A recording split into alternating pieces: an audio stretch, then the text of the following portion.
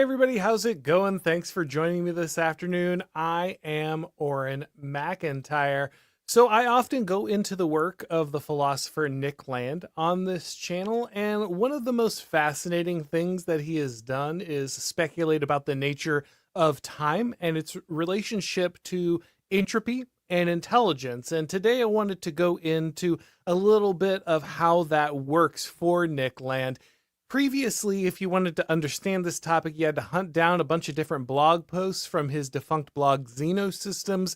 But luckily, Passage Press has put together a volume collecting many of the key posts, and that is what I drew on for this. I originally put this lecture together back a few years ago for an event with the Skildings in Oxfordshire. I delivered a lecture there on this, but I wanted to bring that to you today. Now, interestingly, other people have worked on this topic. There's actually a pretty good article on this. It's on Substack. It's a guy named Sphinx. Let me look at the topic there, or the title. It was Nick Land's Esoteric Platonism.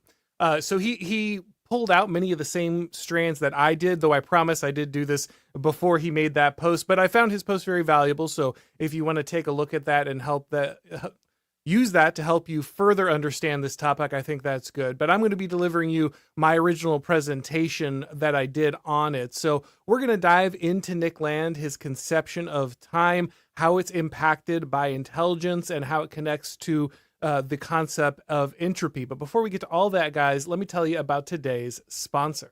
A nuclear blast devastates Los Angeles, throwing the nation into chaos in Angel Studios' upcoming film Homestead, coming to theaters December 20th. Amid the chaos, an ex-Green Beret joins a prepper compound. Love grows, truth arises, and a community unites. Packed with heart-pounding tension, moral dilemmas, and a story that cuts to the core of what it means to survive, Homestead explores the humanity behind the apocalypse. Pre-order your tickets today for a chance to win a $300,000 giveaway, which includes a Bitcoin, a fully furnished tiny home from Box House, a custom Polaris OHV by Sparks Motors, and everything else you'd need to start your own homestead.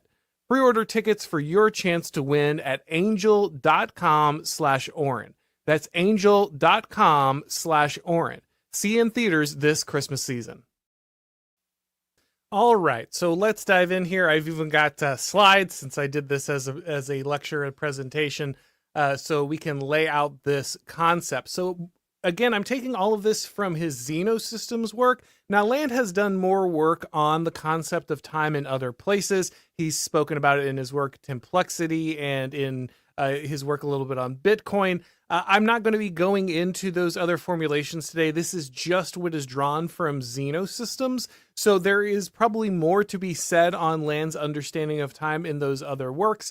But I'm confining our definitions here to what happens in the Xenosystems blog. So the first concept we need to understand is entropy versus extropy when we're going to be talking about Nick Land's conception of time. So Nick Land in Xenosystems talks about several other thinkers when they're discussing their understanding of time. And the first thing he talks about is the idea of the arrow of time progressing through rising global disorder, or entropy.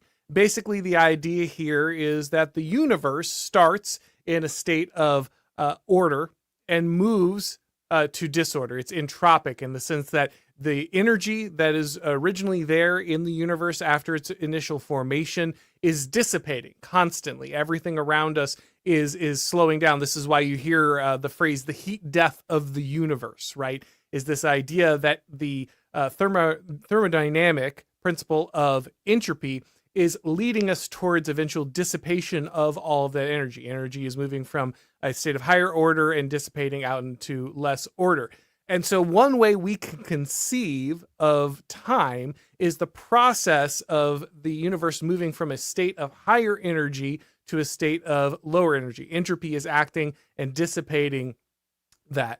Now, extropy is the idea of local reduction or reversal of entropy, creating order out of chaos. Because you might say to yourself, well, okay, if the universe was in a higher state of order previously, but we're like building civilizations now. How does that work, right? We're obviously creating more complex systems here on Earth than existed previously, but we're saying that we're getting less order. What does that mean?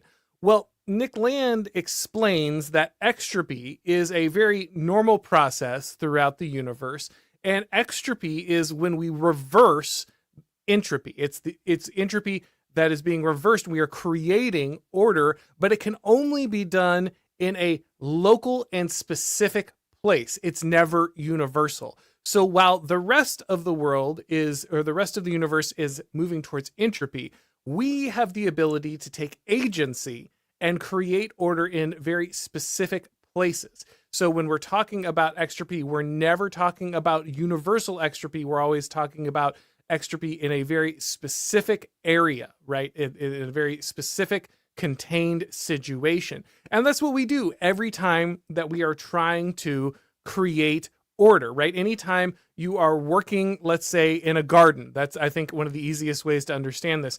When you're in the garden, if you leave it to its own devices, it will be overgrown, right? It will lose the order that you have imposed on top of it.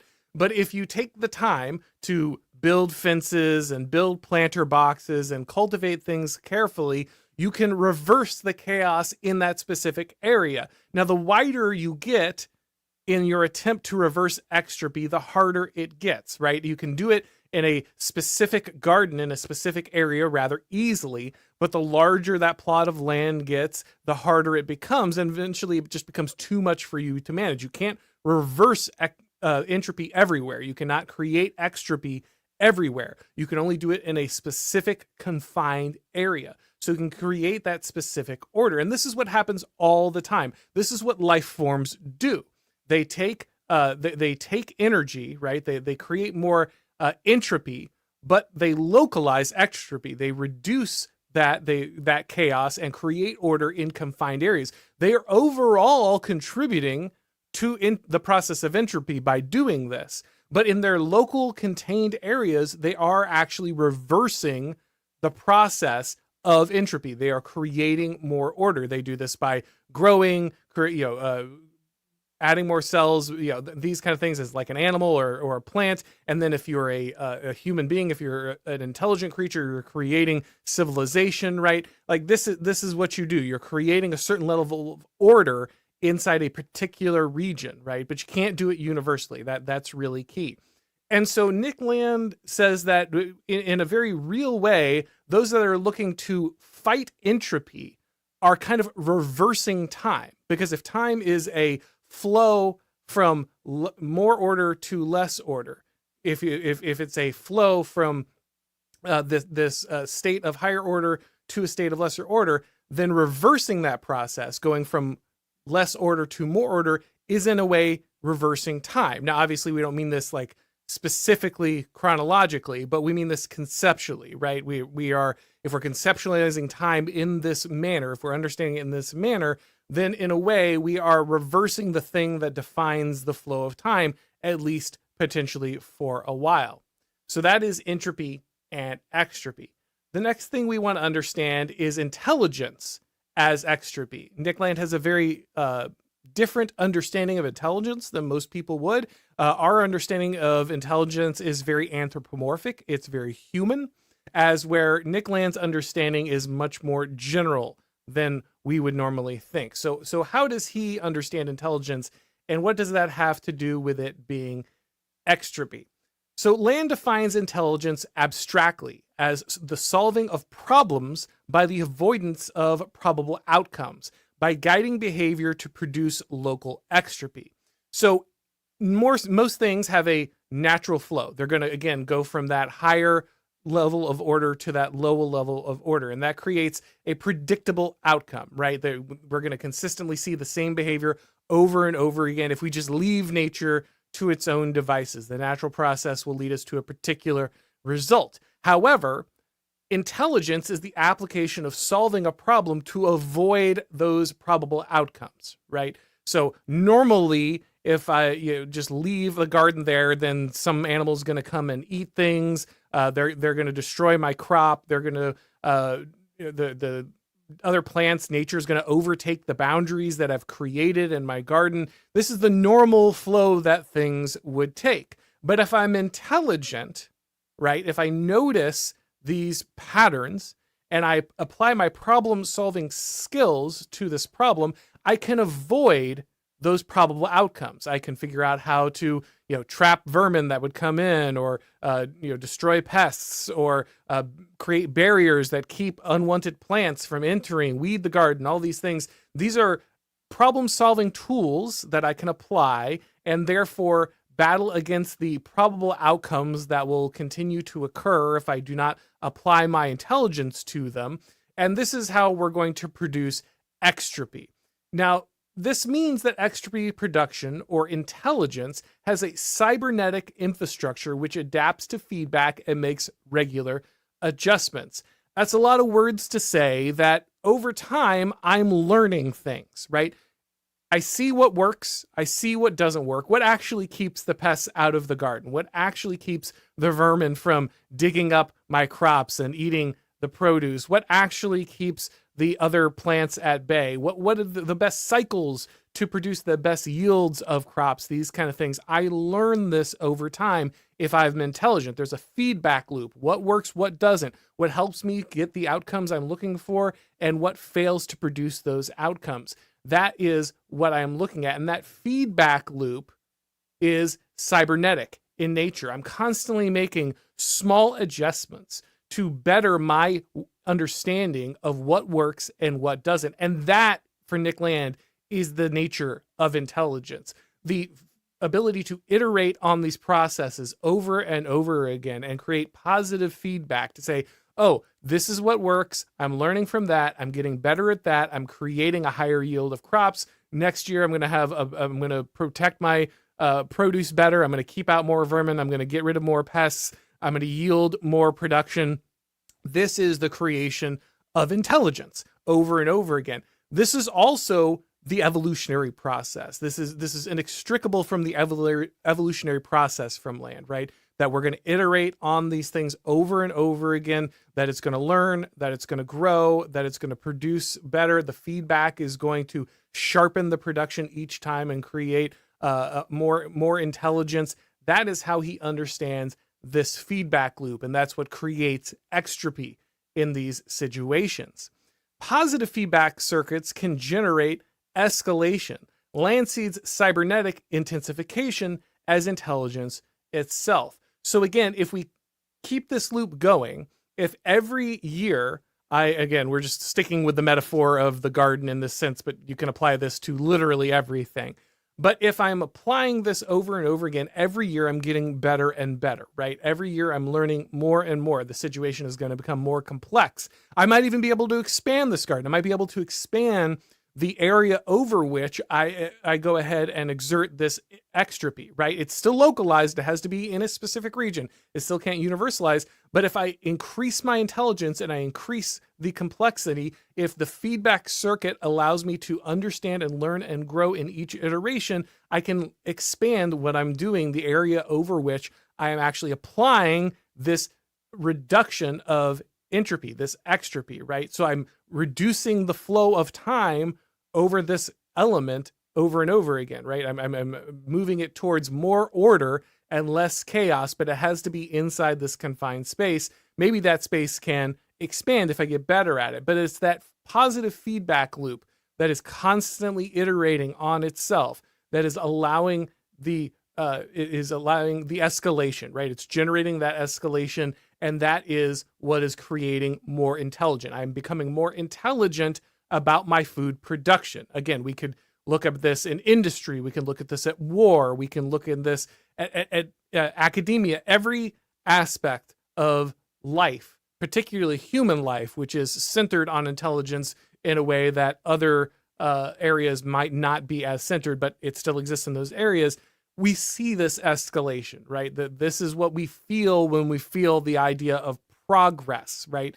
It's in a way, it's actually creating more and more order in each one of these iterations.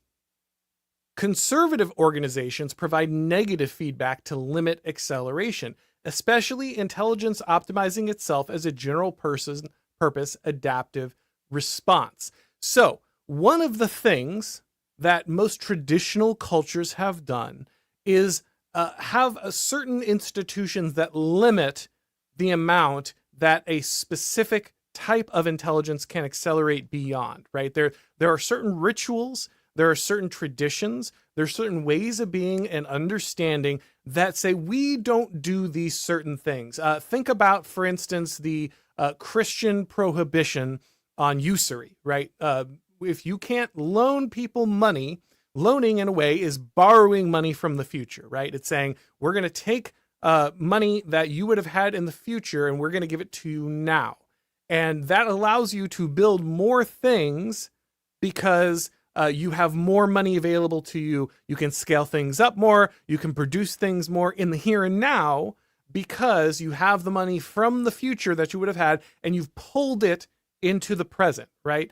By restricting that usury, by restricting that loan giving, the tradition, the religious restriction actually provides a negative feedback, a limiter on the reaction, right? Just like a thermostat allows your air conditioning to kind of run until it hits a certain spot, right? If the air conditioning just kept running and running and running, it would accelerate. But you have a thermostat that tells it to cut off at a certain point, no more beyond this point. And that keeps it from like just running out of control. The same thing is true with intelligence and cultural production.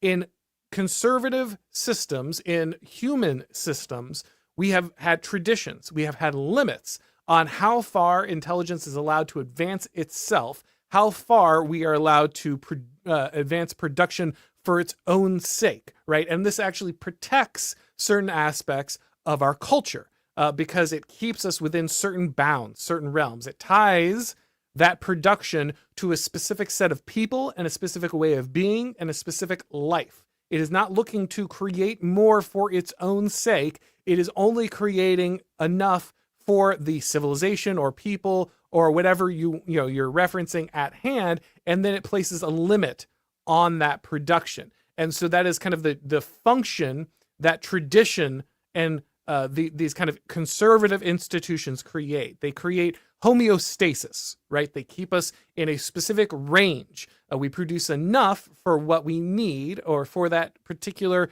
civilization, that particular set of people, that particular organization, but we never go beyond it. We're putting a specific limit, a very human limit on what can be produced and how it can be produced and how intelligence can accumulate across certain areas.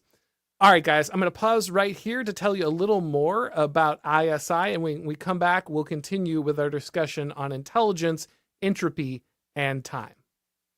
Universities today aren't just neglecting real education, they're actively undermining it. And we can't let them get away with it. America was made for an educated and engaged citizenry. The Intercollegiate Studies Institute is here to help. ISI offers programs and opportunities for conservative students across the country. ISI understands that conservatives and right-of-center students feel isolated on college campuses and that you're often fighting for your own reputation, dignity, and future. Through ISI, you can learn about what Russell Kirk called the permanent things, the philosophical and political teachings that shaped and made Western civilization great. ISI offers many opportunities to jumpstart your career. They have fellowships at some of the nation's top conservative publications like National Review, The American Conservative, and The College Thinker. If you're a graduate student, ISI offers funding opportunities to sponsor the next great generation of college professors. Through ISI, you can work with conservative thinkers who are making a difference. Thinkers like Chris Rufo, who currently has an ISI researcher helping him with his book. But perhaps most importantly, ISI offers college students a community of people that can help them grow. If you're a college student, ISI can help you start a student organization or a student newspaper or meet other like-minded students at their various conferences and events. ISI is here to educate the next generation of great Americans. To learn more, go to isi.org. That's isi.org. All right, so that is intelligence as extropy. Let's look at now civilization as extropy. So civilizations are born as cybernetic feedback accumulates through low time preference behavior. Those of you who are familiar with kind of the libertarian Hoppe,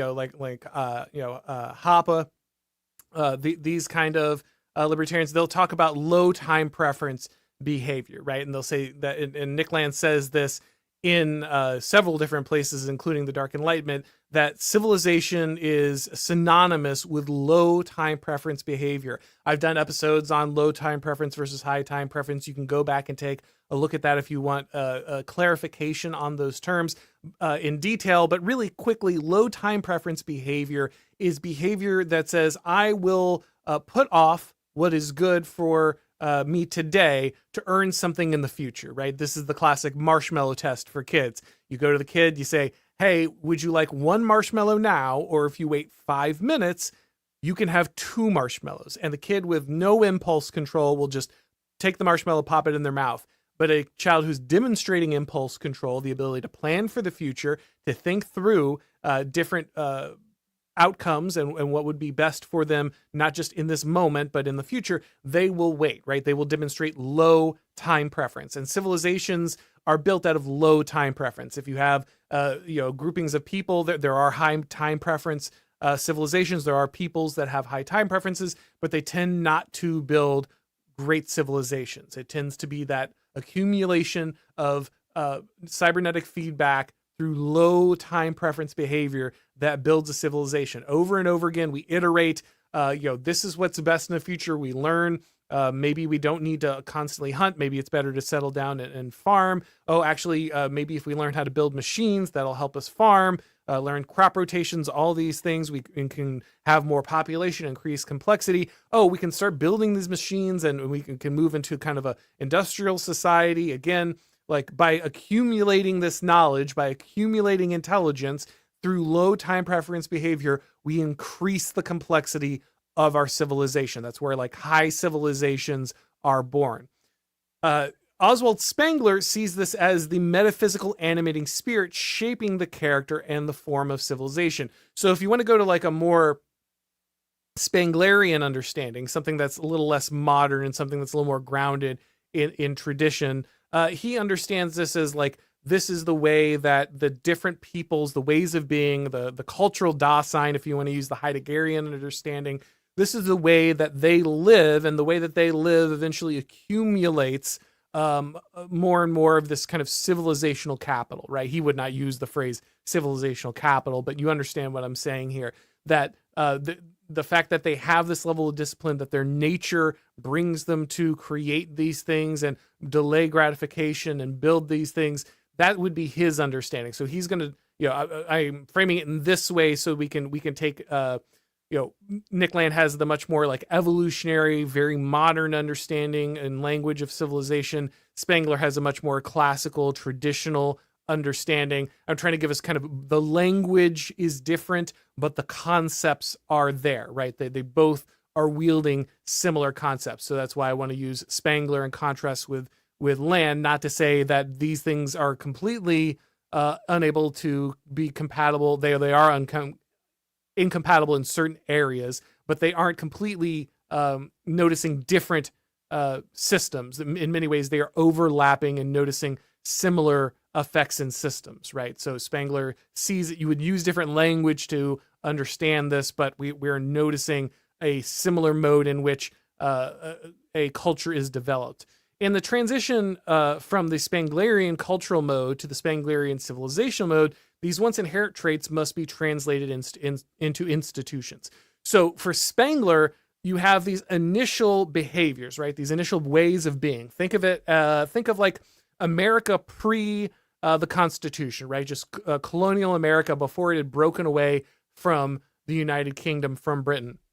At that time, they were living in a certain way, right? They were peoples, mostly Anglo, coming over, and they are practicing certain understandings of how they should behave, how they should build things, how they should treat each other, right? These are all modes of being that they are operating in. And no one usually needs to tell anybody what this is, right? Later on, people would go back and Max Weber would identify the Protestant work ethic, and Alexis de Tocqueville would give us a little more of the understanding of the way that Americans live. But at that time, no one needed to walk up to the average American and rationally lay out, oh, this is how you live your life, right? Like they just understood this was their culture, this was their religion, this was their tradition, this was their language, this was their heritage. This is the way that they live their lives, right?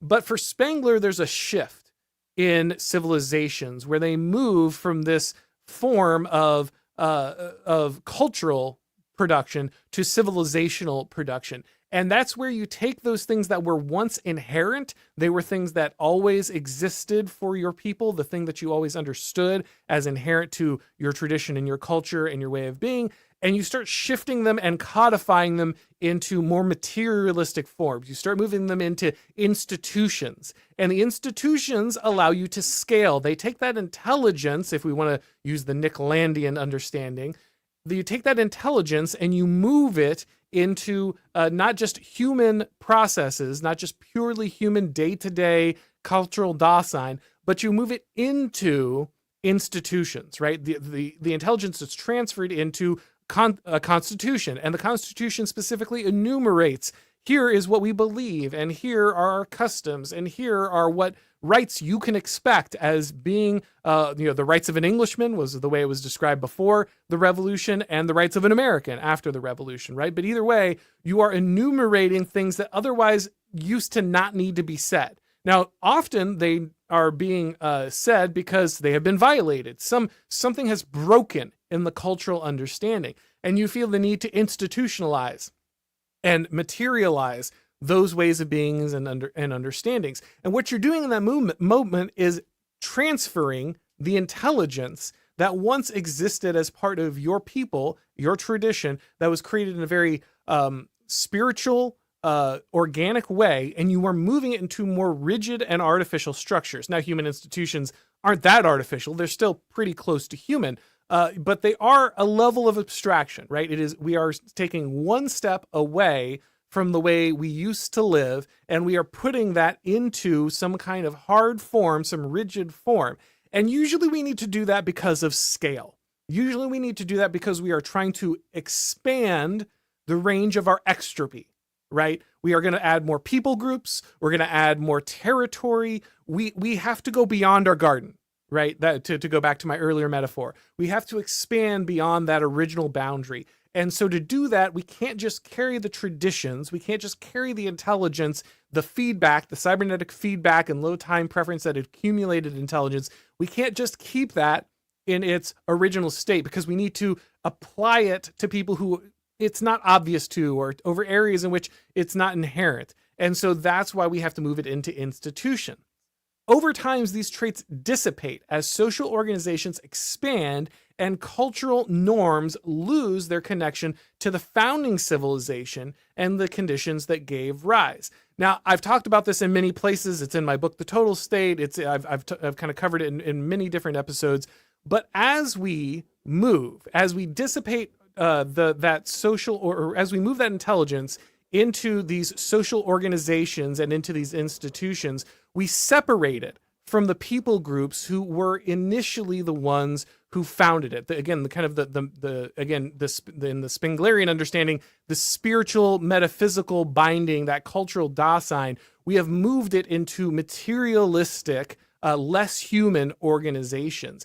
And we do that over and over and over again, right? Think about what we do now in like a modern American, civics class, right? You take this thing that wants to be part of a long tradition, a culture that you were steeped in for, decades or centuries, that your family and your family that they instituted, and you want to just be able to narrow it down to something that can be read on a card to a new immigrant who's been here for, a couple years, and they can understand it too, right? That takes a certain level of reduction. You have to boil it down. You can't just take something that was a lived experience and a long connection and part of a great chain of being and like put it on a 3x5 note card that someone can like take an online test on. You can't do that and like maintain all of the content. You have to do something to it when you transfer it in this way.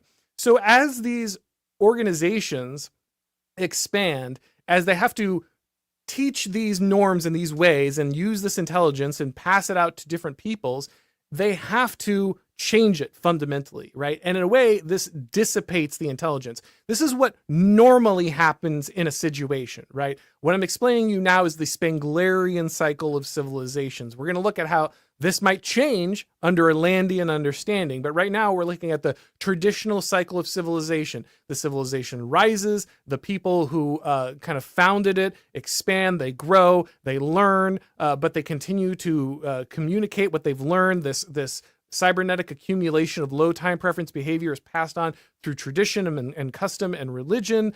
But then we get to a point where we've moved into the out of the cultural phase and into the civilizational phase. And when we make that move, when we start moving to the institutions, when we start trying to expand beyond our natural borders, when we try to become empire, when we try to do these things, we necessarily dissipate some aspect of that traditional norm, right? That connection to that founding civilization. What Rome was as a kingdom looks very different than what it was as a republic. And what it was as a republic looks very different from what it is in the early empire. And it looks radically different what it is in the late empire. There's still a certain level of continuity. People outside of Rome would still know who the Romans were, right?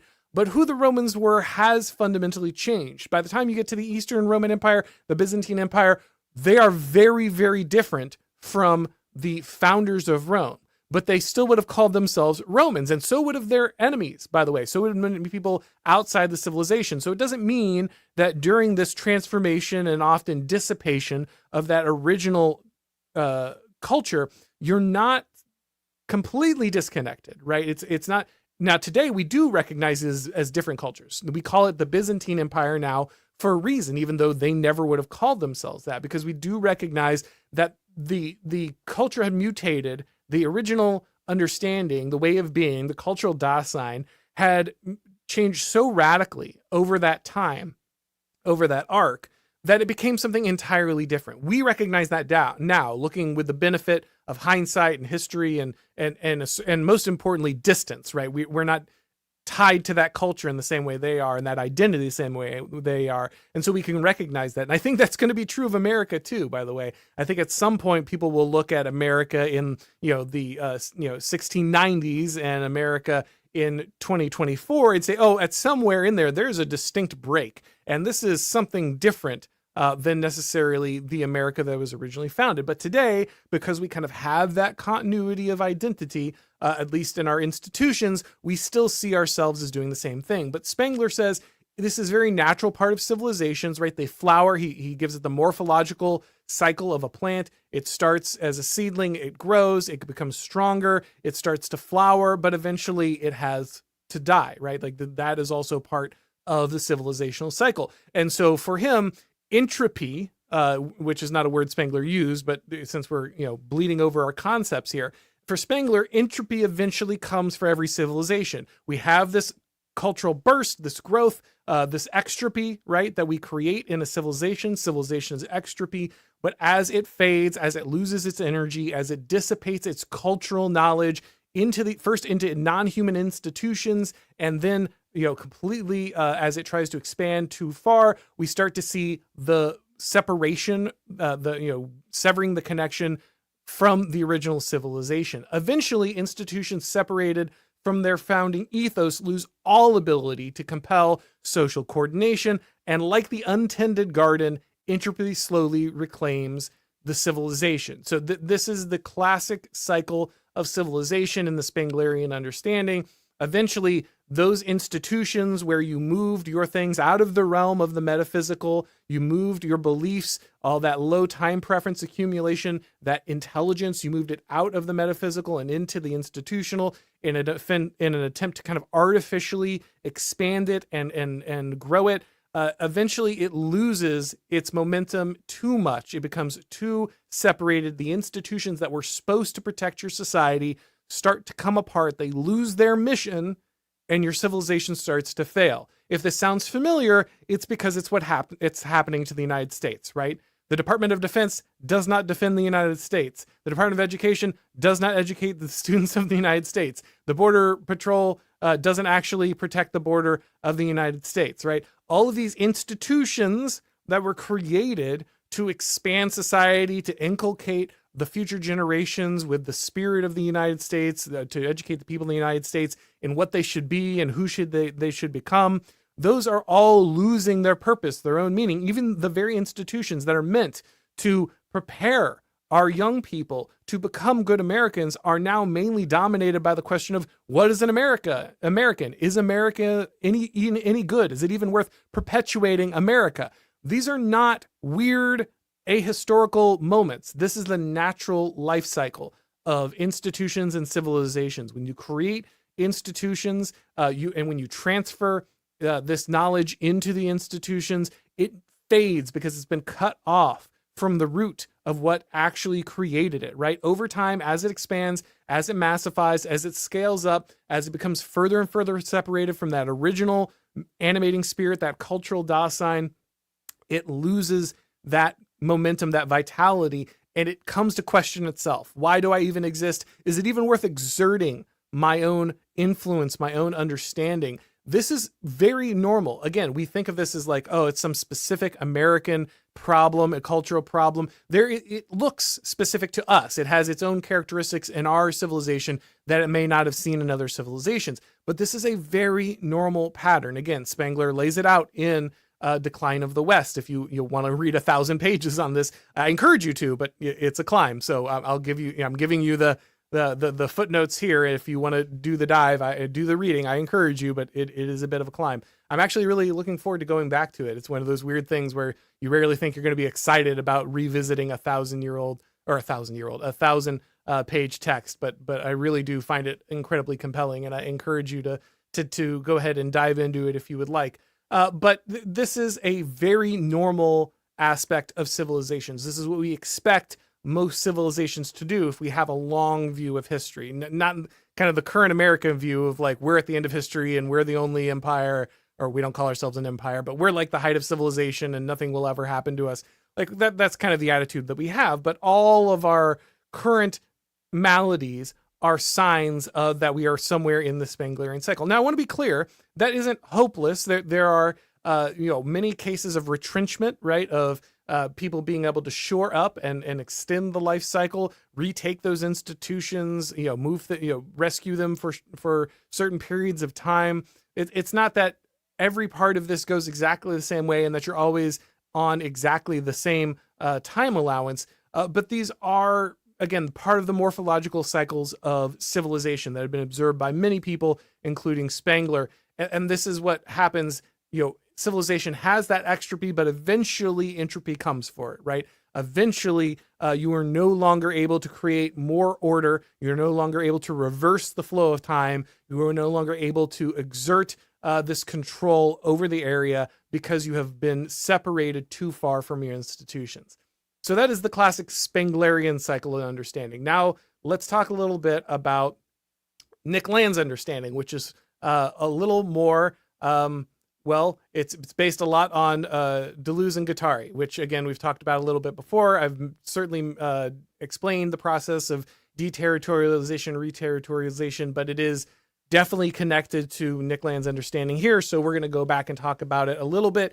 If you'd like to get more details, again, I've got a whole playlist of Nick Land, and we've talked about this before, especially I believe I've talked about it with a Prudentialist in different streams. But let's see how it connects to civilizations here. So traditional societies use conservative organizations to stabilize the process of extropy production by territorializing it. We talked about this in a previous slide, right? You have that limiter on your civilization. You ban usury, right? To keep the building up of intelligence from overloading and escaping its purpose, right? I want the financial system of my society to serve my society. I don't want my society to serve its financial system, right? That is why you put traditional limits on all kinds of behavior. I'm just going to use finance here because that's the way that both Deleuze and Guattari discuss it, and it's also how Nick Land discusses it. But we can see this across all kinds of stuff, right? Like, this is why we limit sexual behavior. This is why we have certain boundaries over all kinds of consumptive behaviors, because we recognize this process, right? This cybernetic feedback loop once people get a little weird about sex, they get weirder and weirder and weirder until things get absolutely Weimar, right? And then like the same thing is true of finance. It's true of all consumptive behaviors. Every time, the human sees something they want, they get better at cultivating it. They get better at creating things, that they increase their intelligence. You get the feedback loop that accelerates itself. And this creates a process that can run away from itself very quickly. We've all seen this happen with people. And this is, again, very true when it comes to finance, right? So we have this idea that traditional societies are creating limits on certain areas of production. You can see this breaking down in our own society because people do weird things like worship capitalism. Now, again, I think capitalism's better. I'm not a communist. I'm not for socialism. I think capitalism is a very nebulous term that people poorly define, but as we generally understand it, it is the best economic system that we have. But it is good only in the sense that it serves our people, right? Our country. That's what makes it valuable. That it's not good in and of itself. It's not something to itself worship. It's not something that you actually want all of your institutions to serve. You want it to serve you. You want the institutions to serve you. You want the economic system to serve you. You want all of these things to perpetuate your civilization and its well-being. You don't want to serve them, right? But you can tell when they get out of whack when you start serving them, when you start serving the financial system, when you start serving the institutions of the United States instead of them serving you, like in the good of the people, when the good of the people is destroyed so that you can have a stronger State Department or a more profitable military, or like when you start cannibalizing the well-being of your civilization for that institution or that system, something has gone wrong, right? It has run away. That traditional limiter is gone. So in Land and Deleuze and Guattari's formulation, modern forms of trade, production, and communication require massification and interconnectivity, which break down traditional barriers, right? If I want to trade with certain civilizations, we need to have mediums of exchange. We need to have time zones.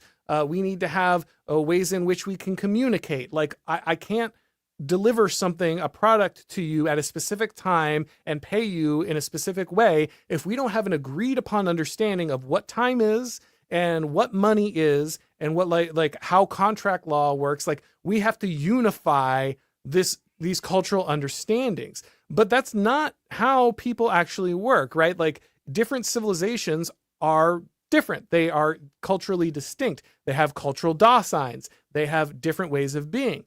And so if you want to create these trade, this system across all of these areas, you have to break down the differences. You have to break down the different ways in which you do these things, and you have to unify them into one. That creates a system where everyone can work together. That creates many of the trade systems and communication systems and governance systems that we have today, but it breaks down the cultural distinctions, right? I don't know if you guys saw this, but I believe Romania just had its elections canceled by NATO because they said that there was Russians manipulating them through TikTok. Now, in reality, it looks like the conservative candidate, the non-globalist candidate, was just doing too well. So NATO's just like, nah, you're not doing these. Like, you're dependent on us for your security. You're dependent on us for your trade. You're dependent on us for like all of these things that make your civilization function. So we get to tell you when you have elections and when you don't. Because really, the elections don't matter.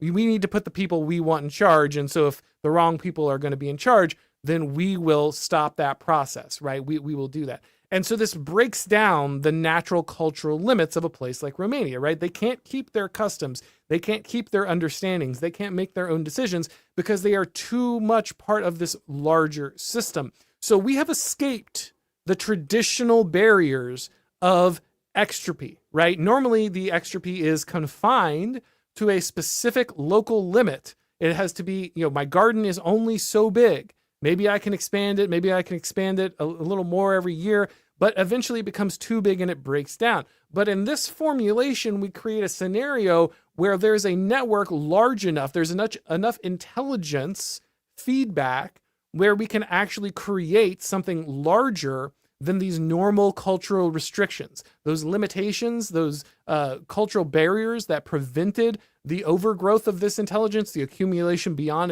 its human limits. Those are breaking down. But we do this by creating increasingly inhuman systems, right? NATO, the WEF, IMF, like all of these world organizations are artificial in a very real sense. And we can feel that, right? There's a reason that nobody who gets governed by these places, people in the UK hate the EU, and then they hate like all these organizations that were trying to force them to behave a certain way. The people in Romania probably aren't too happy about having their elections canceled because some supranational authority does that. And the reason they don't like it is A, they don't like the loss of control, but B, it also feels inhuman, right? It feels inhuman to be governed by organizations that are so far abstracted from your way of being, from your understanding, from your culture. But this is the only way to create enough extropy, right? To outrun the entropy that would break down the civilization. You must make it less human. You must free it from its natural human restrictions. And Nick Land compares this process to a nuclear reactor with the control rods ripped out, right? And the way that a nuclear reactor works is it just continues to accelerate. You have more and more reactions. It grows. If you don't have a containment mechanism for that reactor, everybody has seen like Chernobyl movies and stuff like that. Like if you don't have something containing that reaction, eventually it will get out of control and it'll just kill everybody, right? And he says this is basically what happens with our human control systems. The intelligence wants to escape human control. Now that sounds weird to us. We're like, no, these are things that humans created, right? But he says, no, this is actually like the first artificial intelligence, or we could call it a hyper agent, if you prefer.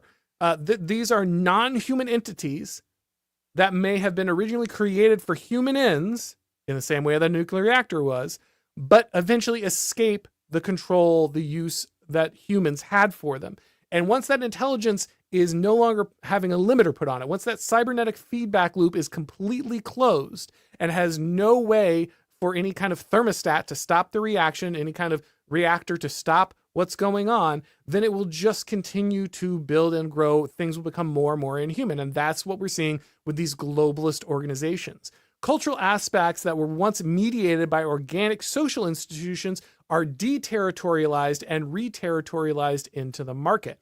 Now, in Deleuze and Guattari, they initially give this role to the tyrant, right? The conqueror. The conqueror comes in to a civilization and says, hey, we see the way you're doing things, but we can't trade with you this way. You're not producing properly. You're not serving our needs. And so we need to pick up these different aspects of your culture, the things that were deeply territorialized, that were deeply grounded inside your cultural dasein, your understanding, your way of being. We need to tear these up and we need to build them in a way that serves us, right? Now, this isn't one-to-one. I think they overstate this, but I'm not going to nitpick the entirety of this. I think wise rulers recognize that leaving most of the cultures that they conquered intact was actually best because it allowed people to produce in a way that was natural to them. And that actually helped, guys like Alexander the Great realized that ultimately you wanted to let people more, you wanted to put your guy in charge. Like you ultimately wanted to have veto power,